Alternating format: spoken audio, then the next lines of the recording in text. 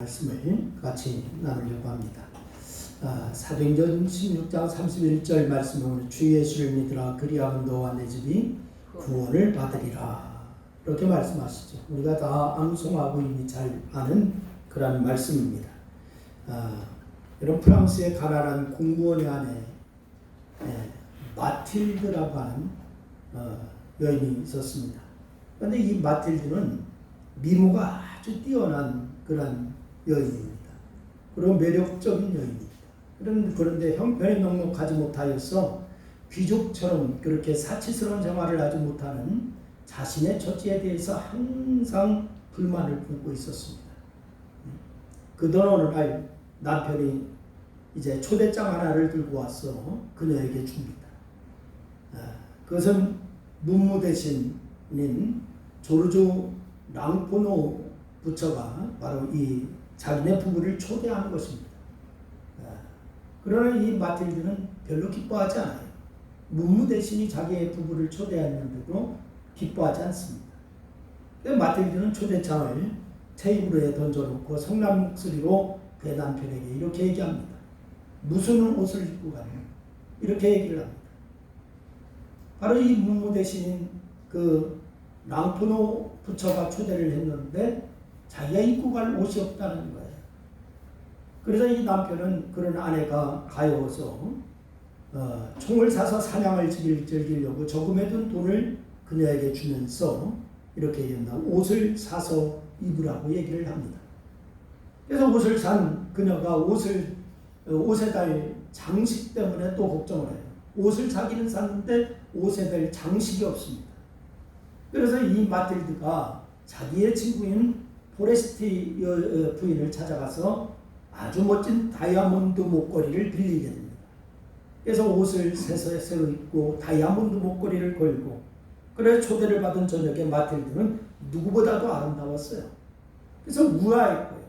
모든 이들이 그 마틸드를 보고 부러워했습니다. 그런 파티를 마치고서 집에 들어왔을 때에 이 마틸드 목에 걸려있던 다이아몬드 그 목걸이가 보이지를 않았습니다. 그래서 남편과 아내는 목걸이를 찾으러 다시 거리로 나가서 찾았지만 목걸이를 찾지를 못해요. 결국 이 마틸드가 4만 프랑 한다고 하는 목걸이를 빚을 내가지고서 똑같은 것을 사가지고서 자기 친구에게 갖다 줍니다. 그 빚을 갚기 위해서 다락방으로 이사를 하고요. 그리고 가난과 비참한 생활로 10년이 흐른 후에야 비로소 빚을 다 갚을 수가 있게 되었습니다. 그렇게 10년이라는 세월이 흐른 어느 날 이 마틸드는 우연히 친구 포레스트 부인을 만났지만은 10년 동안 고생으로 이 포레스트 부인이 알아보지를 못했어요. 마틸드의 그 아름다운 미모는 다 없어져 버렸습니다. 그 이유를 이 포레스트 부인이 자기 친구인 마틸드에게 물었습니다. 왜 이렇게 변했느냐? 그때에 그 이유를 묻자 마틸드가 목걸이에 대한 이야기를 자기의 친구에게 합니다. 그 이야기를 듣는 포레스트 부인이 놀라면서 이 마틸드에게 그때 얘기합니다. 그것은 500프랑 정도 안 되는 가짜였다. 이렇게 얘기를 합니다. 그 가짜 목걸이를 빌려준 거예요. 근데 잊어버리고서 진짜인 줄 알고 4만 프랑의 그 다이아몬드 목걸이를 사서 갖다 준 겁니다. 이 이야기는 제가 지어낸 얘기가 아니고 프랑스의 작가 모파상의 목걸이라고 하는 소설에 나오는 얘기입니다. 여러분, 이 소설이 사람의 허영심에 대해서 말하고 있습니다. 사람의 허영심. 그런데 모파상은 그 소설을 통해서 또 하나를 말하고 있는데 뭘 말하고 있느냐면 많은 사람들이 가짜에 속고 있다라고 하는 사실을 말하고 있습니다. 가짜에 속고 있다. 즉 진리가 아닌 것을 진리처럼 믿으면서 힘들게 살아가고 있다라고 하는 것을 얘기하고 있습니다. 많은 사람들이 재물만은 틀림없을 것이다라고 생각을 합니다. 건강만은 틀림없을 것이라고 생각합니다. 재물만큼은 믿을 수 있다라고 생각합니다. 그 외에도 사람들은 자신들이 믿을 것이 있다라고 생각을 하고 있습니다. 그런데 정말 그것이 믿을만하고 한지 결국은 그것을 믿고 있다가 자기를 실망시키고 있다라고 하는 것을 다 경험하고 있습니다. 물론 그렇지 않다라고 하는 사실을 우리는 너무도 바로 그것이 나를 실망시키지 않을 것이다라고 하는 것을, 그것이 가짜다라고 하는 것을 잘 알고 있어요. 그래서 사람들은 바로 이 믿을 것이 없다라고 하는 말을 자주 하게 됩니다. 세상엔 믿을 것이 없다라고 하는 말을 합니다. 특히 코로나로 인해서 일상생활에 많은 제약이 있죠. 그로 인해서 스트레스나 염려 때문에 많은 분들이 마음의 평안을 잃어가고 있죠. 답답함을 호소하고 있죠. 여러분, 그런데 이런 일은 지금만이 아닙니다. 바로 이 작년 올해 이렇게 해가지고 코로나가 이런 시대가 지금만 있었다라고 하는 것이 아니에요. 여러분, 과거부터 이런 질병의 어려움은 항상 있었습니다. 1347년부터 1351년 사이에 유럽에서 발생한 흑사병이라고 하는 것이 있었습니다. 당시 유럽 인구가 6천만 명 정도 됐는데 2천만 명이 죽었습니다. 6천만 명에서 2천만 명. 그런데 이런 극한의 고통 가운데서도 소망과 평안을 잃지 않고서 고통당하고 아픔당하는 사람들을 위로하고 격려하고 돕는 사람들이 있었는데 그들이 누구였느냐? 그때 그리스도인이었습니다. 예수 믿는 사람이었어요. 그리스도인들은 예수를 구원자로, 즉 그리스도를 믿는 사람들인 줄로 믿습니다. 여러분, 이들은 극한의 어려움 가운데서도 소망과 평안을 잃지 않았어요. 그것이 바로 예수 믿는 신앙의 힘이었다라고 하는 것을 증언하고 있는 거예요. 여러분, 그렇다면 여러분과 제가 예수 그리스도를 믿고 있는데 여러분과 저에게 그런 힘이 있는가, 이것을 점검할 필요가 있는 줄로 믿습니다. 지금 많은 사람들의 믿음과 신앙의 힘을 폄하하고 있어요. 심지어 조롱까지 하고 있습니다. 그래서 예수께서 태어나신 이후에 2000년 역사 가운데 기독교는 언제나 인류에게 소망과 평안을 주었습니다. 그것을 빼놓은 적이 없어요. 물론 많은 정권과 정부는 기독교에 대해서 호의적이지 않았습니다. 박해하고 바로 기독교를 말살하려고 하는 정책까지도 많이 핀 정권들이 많았습니다. 그래서 5천만 명이 넘는 순교자를 냈습니다. 그러나 그런 핍박과 어려움 가운데도 언제나 기독교는 세상의 빛이요 소금의 역할을 감당한 줄로 믿으시기를 바랍니다. 이런 사실은 기독교가 진리라고 하는 사실을 말해주고 있는 거예요. 기독교가 진리다라고 하는 거. 여전히 세상에는 안티크리스찬들이 존재합니다. 인터넷에 들어가 보면 안티크리스찬들이 얼마나 판을 치고 있는지 몰라요. 기독교와 교회를 비판하는 분들이 여전히 존재합니다. 그러나 이것을 아무것도 아니에요. 로마 시대에는 기독교를 믿는다는 이유로 재산을 빼앗았습니다. 아니, 재산을 빼앗은 것은 그래도 용납하기는 목숨까지도 빼앗았습니다. 하지만 그런 가운데 기독교는 더 성장한 줄로 믿으시기를 바라요. 재산이 빼앗기고 목숨이 빼앗기고 한다고 해도 없어진 게 아닙니다. 그때 더 성장했습니다. 기독교가 진리고 이제 진짜이기에 핍박과 고난으로 인해서 절대로 무너지지 않고 더 성장했어요. 더 성장하여 세상에서 빛과 소금의 역할을 감당한 줄로 믿으시기를 바랍니다. 그를 진리인 예수를 믿는다는 것은 우리 인생에 아주 중요한 문제인 거예요. 여러분, 진리인 예수를 믿는다. 여러분, 예수 믿는 것이 하나의 액세서리 정도로 생각하지 마시기를 바랍니다. 하나의 취미생활 정도로 생각하면 안 됩니다. 오늘 이 본문 말씀을 보니까 주 예수를 믿으라. 그리하면 너와 내 집이 구원을 얻으리라 라고 이렇게 말씀하시지 않습니까?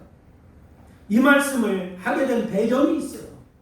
여러분, 이 한 절의 말씀은 우리는 잘 암송도 하고 잘 기억하고 있습니다.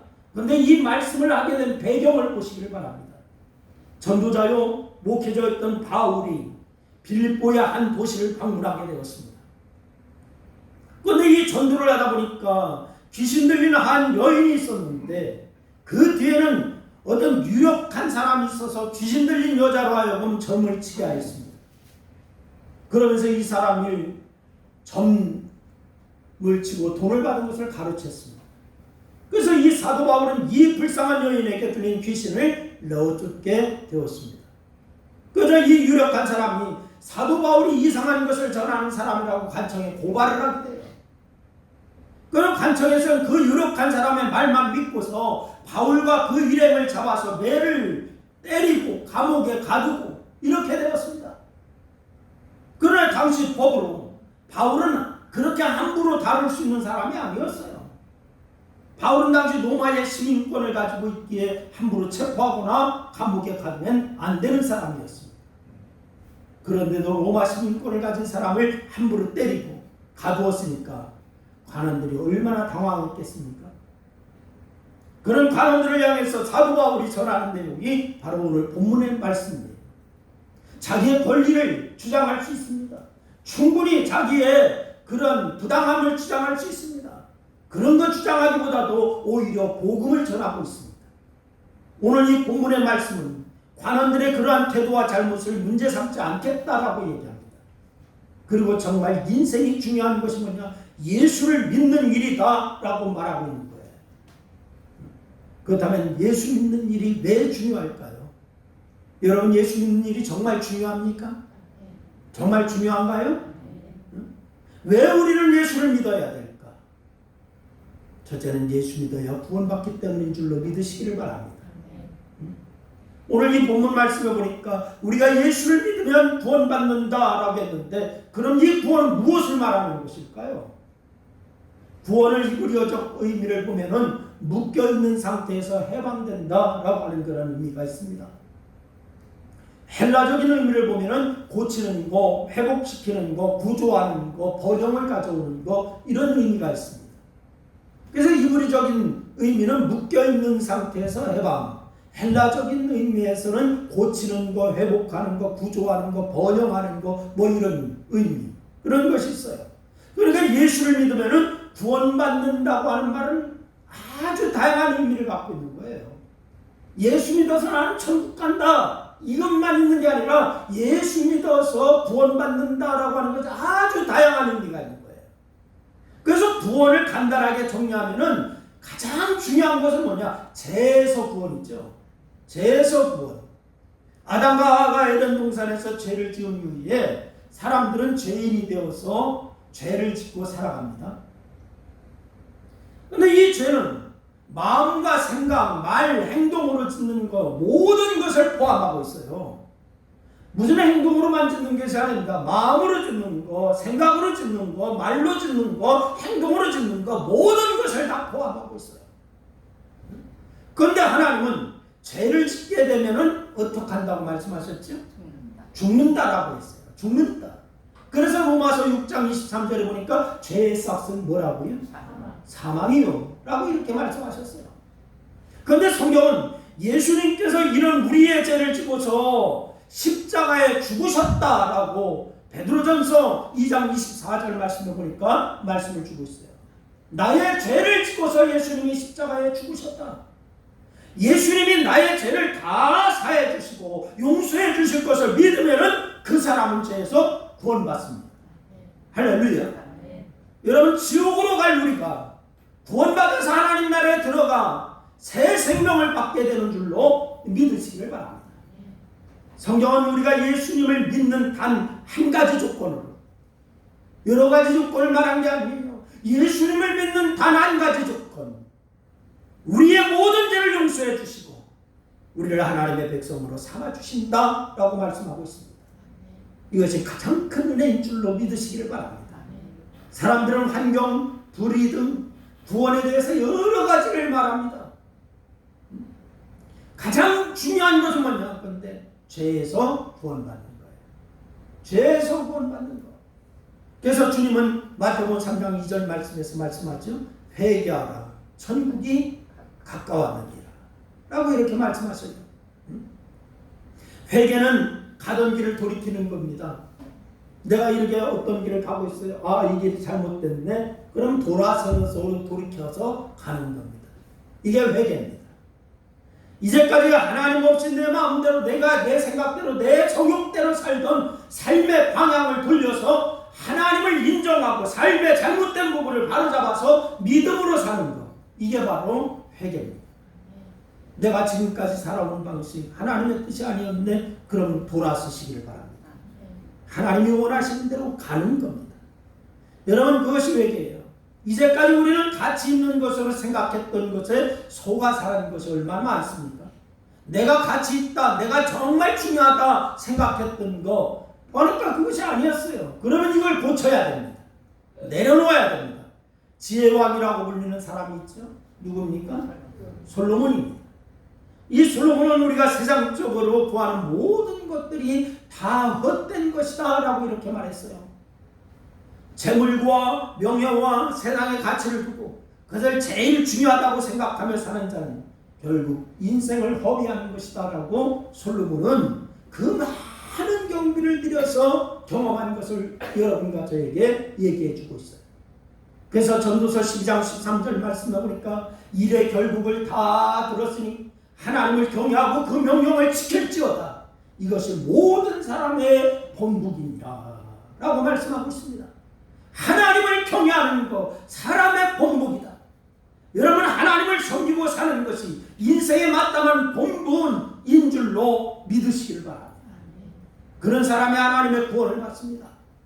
이 구원이 우리 모든 성도에게 임하여 있고 여러분 가족과 여러분 주위의 모든 사람에게 임할 수 있기를 주의 이름으로 축원합니다. 두 번째는 우리가 예수를 믿어야 할 이유는 하나님의 은혜와 복을 받아 누릴 수 있기 때문인 줄로 믿으시길 바랍니다. 한번 따라합니다. 예수를 믿는 이유는 하나님의 모든 복과 은혜를 받아 누릴 수 있다. 할렐루야. 여러분 저는 그렇게 믿습니다. 사람들은 모두 복을 받기를 원하지요. 우리 민족은 특히 복 받는 것을 좋아해서 요즘은 그것이 없지만 예전에 그런 사기 그릇이나 이런 데도 보면 바로 밥그릇에도 복이 써있고 국그릇에도 복이 써있고 수저에도 복이 써있고 젓가락에도 복이 써있고 다 복이 써있어요.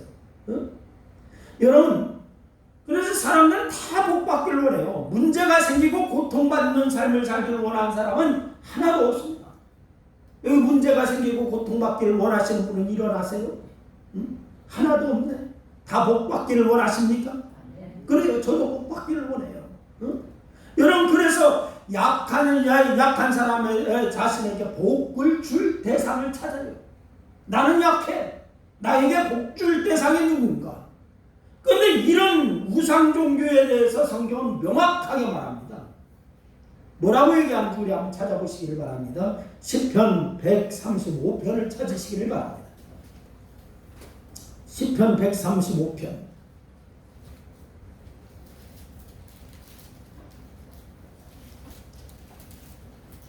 15절로 18절 말씀을 같이 읽겠습니다. 15절로 18절 말씀 같이 읽습니다. 다 같이 시작. 열국의 우상은 은금이 사람의 손으로 만든 것이라.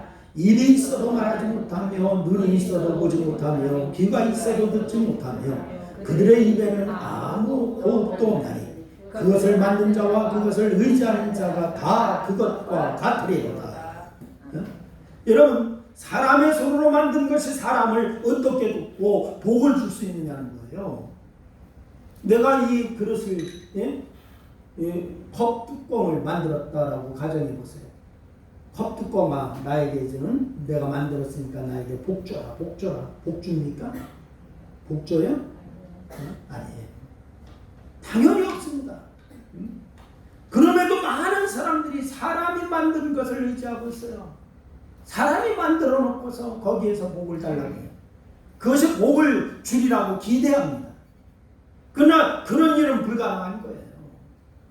오직 복을 주실 분은 천지 만물을 창조하고 지금도 살아계신 하나님밖에 없는 줄로 믿으시길 바랍니다. 천지간에 우리에게 복 주실 분 하나님 한 분밖에 없다. 할렐루야.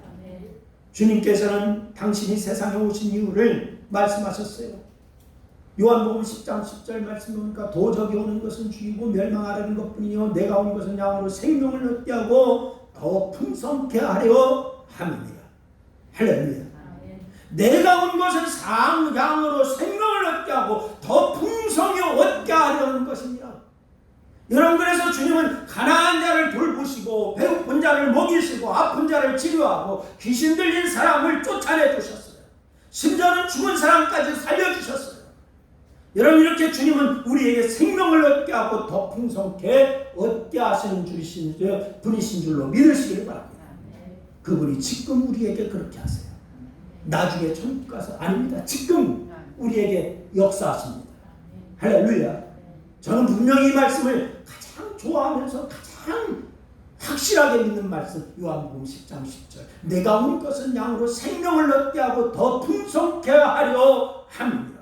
얻게 하려 함이니라. 그래서 제가 이것을 성경을 갖다 오래전에요, 막 요 말씀을 하나 다 뜯어서 막 현재 시제로 돼 있어요. 과거형으로, 미래형으로 돼 있지 않아요. 현재 나에게 더 풍성케 준다는 거예요. 할렐루야. 얼마나 좋습니까? 그러므로 여러분, 다 이런 복이 여러분에게 임하기를 주의 이름으로 축원합니다. 신명기 28장 말씀에 보면은 하나님께서 복을 주신다라고 약속하셨죠. 우리가 잘 아는 말씀인데 한번 찾아보시길 바랍니다. 신명기 28장 2절로 6절 말씀을 다 찾으시기를 바랍니다. 신명기 28장 2절로 6절 말씀, 우리 다 같이 함께 같이 읽겠습니다. 다 찾으셨으면 아멘 합시다. 다 같이 읽습니다. 내가 내 하나님 여호와의 말씀을 정종하니 이 모든 복이 내게 임하며 내게 이르리니 성읍에서도 복을 받고 들에서도 복을 받을 것이며 내 몸의 자녀와 내 토지의 소산과 내 짐승의 새끼와 소와 양의 새끼가 복을 받을 것이며 내 방주리와 떡가운죽 그릇이 복을 받을 것이며 내가 들어가도 복을 받고 나가도 복을 받을 것이니라. 할렐루야. 여러분, 이렇게 하나님은 우리에게 복을 주실 뿐만이 아니라 예수 믿는 사람에게 평안을 주시고 기쁨을 주시고 늘 함께 하셔서 도와주신다라고 말씀하고 있어요. 할렐루야. 복만 줘놓고 됐지, 이제는 끝, 땡, 이게 아니라 도와주신다는 거예요. 할렐루야. 여러분, 우리가 예수를 믿어야 할 이유는 그래야 천지만물을 창조하시고 지금도 세상을 다 쓰시는 전능하신 하나님이 주시는 은혜와 복을 받을 수 있기 때문인 줄로 믿으시기를 바랍니다. 할렐루야. 그래서 이 복 주세요, 복 주세요만 하고 앉아있지 말고 감나무 밑에서 감아 떨어져라, 입으로 떨어져라 하고 있으면 어디에 떨어질까? 어디에 떨어질까? 눈탱이에 떨어져. 눈탱이에 떨어져. 응? 입으로 들어가는 게 아니라 눈탱이에 떨어진다니까. 그래서 감나무 밑에서 감아 떨어져라 할 게 아니라 보자기 갖다가 좀 이렇게 하고 올라가서 좀 따세요. 응? 이게 현명한 방법이요. 아멘. 하나도 안 하네. 다 누워서 떨어져라 하고 이제 이따가 이제 눈탱이만 가지고 준비만 하고 있나 봐. 응? 여러분, 다 준비하시기 바랍니다. 받을 그릇을 준비하시기 바랍니다. 할렐루야. 세 번째로는 우리가 예수를 믿어야 할 이유가 있어요. 그래야 바로 살 수가 있기 때문에 그래요. 예수 믿어야 바로 살 수 있기 때문에. 지금의 세상의 모습을 보세요. 무엇이 옳고 그른지 도대체 판단이 안 서. 요즘 이제 대선 연기 오니까요, 누가 뭐 어떻게 했다, 누가 어떻게 했다, 이게 뭐가 진실인지 아무리 뉴스를 뜯어봐도 이게 판단이 안 서더라고요. 여기서 이 말하고 저기서 이 말하고 저 졌다 안 했다, 뭐 내가 그렇게 했다 안 했다, 뭐 다 서로 내가 했다 또 내가 안 했다, 저 사람이 했다, 또 얼마나 복잡한지 몰라. 응? 어떤 사람은 동성끼리 결혼을 합니다. 합법화 시켜달라고 하는데 이런 것은 빙산의 일각이에요. 지금요. 세상이요. 끊임없이 일어난 비도덕적이고 비윤리적인 범죄. 예? 어째 사람의 칼을 쓰고 그런 저런 짓을 할 수 있을까 생각되는 일들이 이 나라 곳곳에서 일어나잖아요. 자식이 부모를 때려 죽이는 일이 나타나지 않는가? 응? 부모가 애를 낳아가지고 쓰레기통에 갖다 버리지를 않는다. 응? 여러분, 이 세상이 참 요지경속 아닙니까? 어떤 사람은 그것이 교육부재 때문이라고 말합니다. 그런데 우리나라만큼 교육열이 높은 나라가 또 있을까? 여러분, 도덕이 땅에 떨어지고 비윤리적이고 비도덕적인 일들이 자꾸 일어나는 이유, 사람의 마음과 생각이 잘못되었기 때문이에요. 이것은 교육이나 그 어떤 것으로도 바로잡을 수가 없습니다. 심리학이나 교육학에서 뭐라고 합니까? 사람이 변한다고 하지요. 그런데 변하지 않는데요. 심리학이나 교육학에 사람이 변하는 것이 아니랍니다. 잘 안 변한다라고 말합니다. 그런데 성경을 보면 예수 만난 사람은 모두 변했어요. 할렐루야. 새로워졌어요. 교육학이나 심리학에서는 변하지 않는다고 하지만 예수 만나면 변합니다. 할렐루야. 누가복음 19장 말씀에 보니까 삭개오라고 하는 인물 우리가 잘 알고 있지 않습니까? 여러분, 그 여리고의 세리장으로 부자였습니다. 그런데 이런 돈 많은 삭개오가 예수를 만나자 어떻게 되었어요? 누가복음 19장 8절 말씀에 보니까 주여 보시옵소서 내 소유의 절반을 가난한 자들에게 주겠사오며 만일 네 것을 토색한 일이 있으면 4배 나갔겠나이다. 삭개오가 한 말이에요. 여러분, 또 요한복음 4장 말씀 보니까 5번이나 이혼하고 6번째 결혼하여 사는 여인이 나와요. 이 여인이 예수를 만나자 뭐라고 하는 거니? 요한복음 4장 29절에 보니까 나의 행한 모든 일을 내가 말한 사람을 와봐라. 이런 그리스도가 아니냐라고 말하고 있습니다. 부끄러워 남을 비하던 그렇게 살던 사람입니다. 물동이를 들고 이제 대낮 정오 시간에 아무도 물길로 오지 않는 그런 시간입니다. 그때의 물동이를 들고 물길로 왔던 여인이에요. 여러분, 이 여인에게 담대하게 예수의 복음을 전했습니다. 어디 그뿐인가요? 여러분, 아프리카에서 흑인은 잡아다가 유럽에 팔아먹었던 악명 높은 그런 노예선 선장이었던 사람이 있죠. 뉴턴이라고 하는 사람이에요. 뉴턴. 이 사람이 예수를 만나자 그 모든 일을 그만두고 복음을 전하는 복음 서약자가 되었어요. 그래서 그 유명한 어메이징 그레이스라고 하는 찬양을 만들잖아요. 나 같은 죄인 살리신 주 은혜 놀라워. 잃었던 생명 찾았고 광명을 얻었네. 이런 거 제가 자주 부르는 찬양이 있잖아요. 근데 어떻게 이 찬양이 노예를 아프리카에서 유해의 흑인들을 잡아가 노예로 팔아먹던 그런 사람이 이 찬양을 지었겠어요. 예수를 믿으면, 예수를 만나면 우리가 무엇이 바른 삶이고 바른 가치관인지를 알게 되는 거예요. 근데 안 변해요. 아니, 예수 믿어도 똑같은데요? 예수 안 만난 거예요. 예수 안 만난 거예요. 아니, 예수 믿는 사람이 더 하던데요? 그 사람 예수 안 만난 거예요.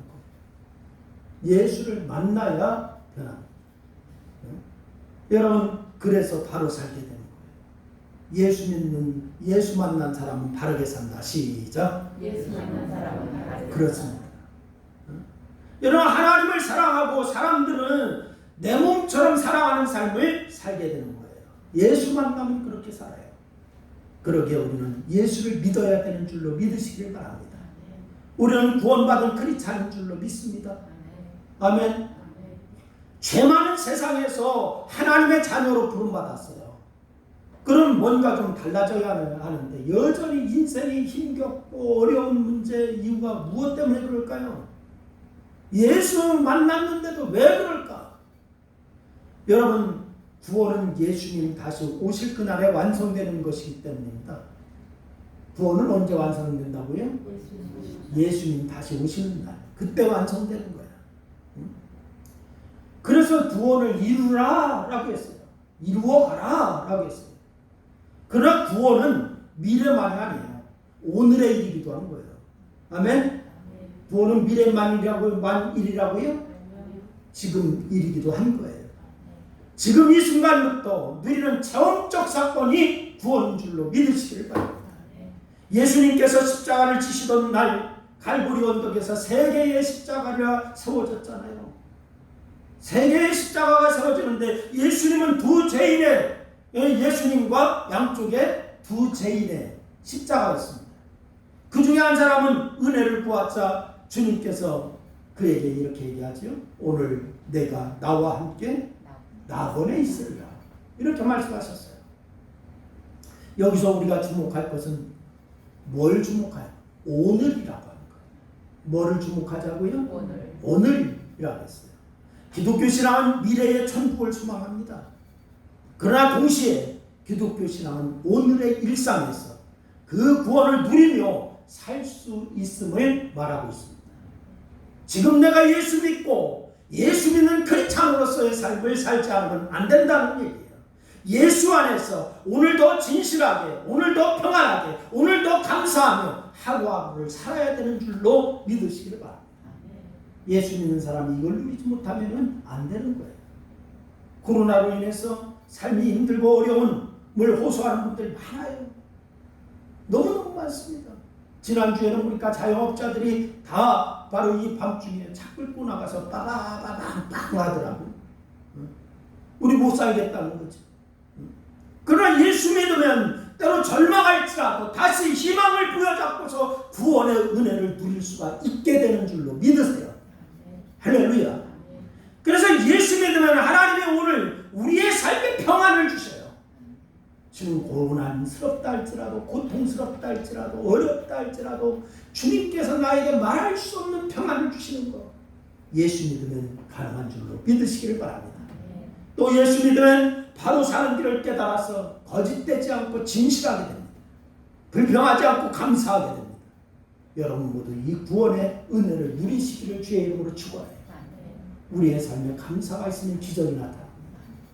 감사가 있으면 기적이 나타나는 거예요. 여러분들 감사하면서 기적을 이루는 성도가 다 될 수 있기를 주의 이름으로 축원합니다. 기도하겠습니다. 하나님 고맙습니다.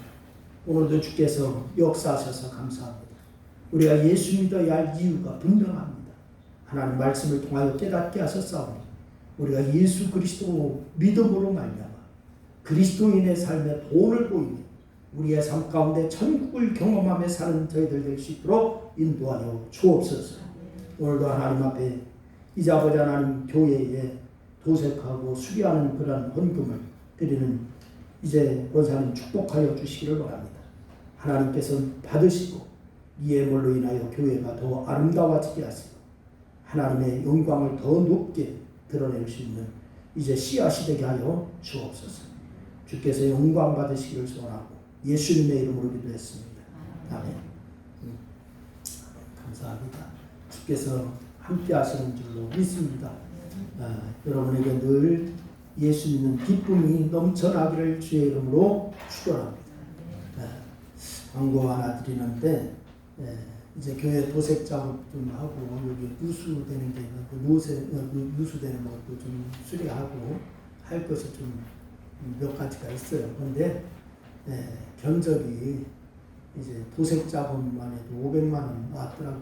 오늘 보니까 480몇 만 원인가 70몇 만 원 이렇게 갚았는데 500만 원 나왔어요. 그리고 또 누수 공사하고 또 수리해야 할 것이 몇 가지가 또 있고 그래요. 그러면은 좀 수리비가 좀 들어갈 것 같아요.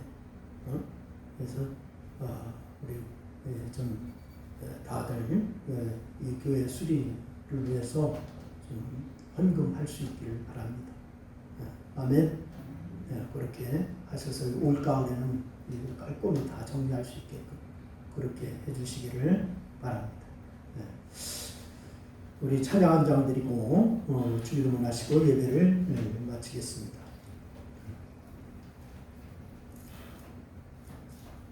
이 327장 찬송 같이 드리겠습니다.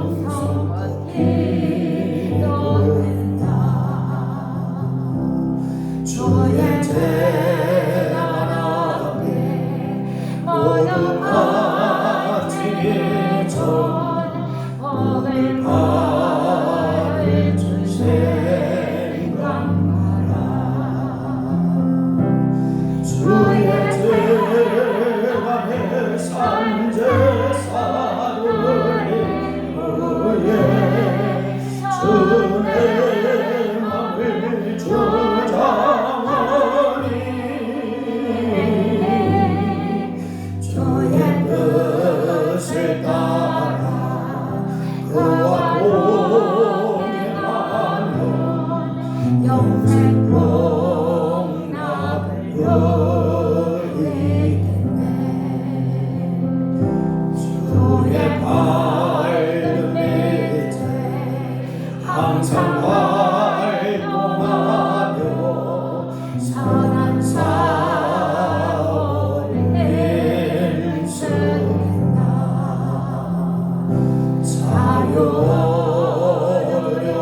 모여들려면 주의 뜻을 따라 너의 모든 인생하라 주의 제단을 산제사르니 너의 주의 맘을 주장하니 주의 뜻을 따라 그와 공행하며 영생 복락을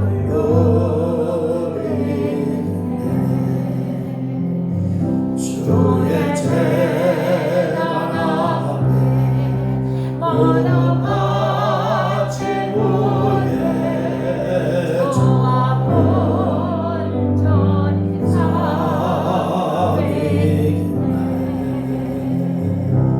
주님 주시기로 또한 그의 사랑 언제말로 다 영영하라 주의 제단에 산제사르니 그의 주의 맘을 주장하여 주의 뜻을 따라 그와 공행하며 영생 복락을 누리겠네 아멘. 하늘에 계신 우리 아버지여 이름의 거룩히 여김을 받으시오며 나라의 마음이며 뜻이 하늘에서 것 같이 땅에서도 이루어지리이다. 오늘날 우리에게 일용할 양식을 주시고 우리가 우리에게 전제를 세운 것 같이 우리 죄를 사하여 주시고 우리를 시험에 들게 하지 마옵시며 다만 우리에서 구하옵소서. 내 나라와 권수와 영광이 아버지께 영원히 쌓옵나이다. 아멘. 아멘